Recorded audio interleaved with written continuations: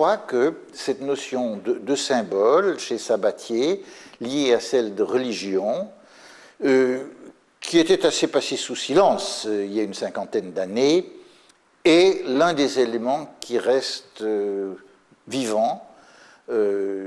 fécond, qui donne à penser aujourd'hui.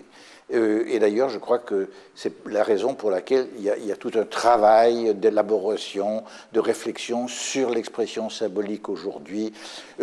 sur la manière dont sont, par exemple, constitués les récits bibliques à travers la narratologie. Alors, il est bien clair que Sabatier a parlé le langage de son temps.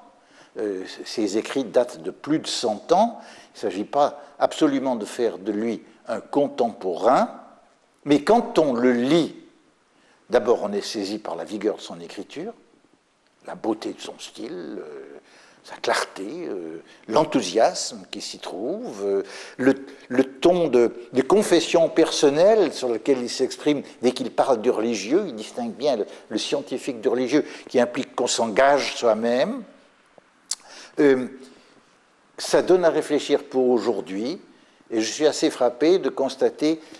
combien certaines de ces manières de dire ressemblent beaucoup à celles d'un autre théologien, bon, qui maintenant serait plus que centenaire, Paul Tillich, mais qui est beaucoup lu. Donc, je crois qu'on a tout intérêt à lire Sabatier, et j'ai toujours recommandé à mes étudiants de lire au moins les 2 premières parties de son livre sur les religions d'autorité à la religion de l'esprit, parce que dans sa critique des religions d'autorité, il s'en prend évidemment à la forme de catholicisme qui prévalait à son époque, avec le dogme de l'infaillibilité pontificale et d'autres choses de la même farine, mais il s'en prend aussi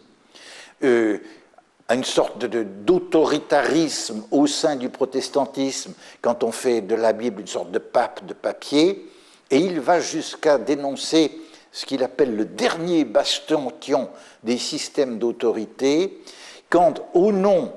de ce à quoi parvient la recherche historique, des gens, avec les instruments de la recherche historique,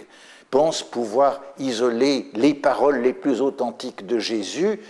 alors qu'elles nous sont livrées à travers des récits qui sont là comme ils peuvent être et qu'il faut lire. Et dans le fond, dit Sabatier, il faut éviter d'accorder aux historiens une autorité qu'on n'accorde ni au pape, ni à la Bible, ni aux autorités des églises. L'autorité réelle doit toujours être celle de Dieu, et c'est une autorité qui s'impose à nous par la conviction qu'elle entraîne dans le fond de notre cœur, notre conscience, notre sensibilité, notre intelligence.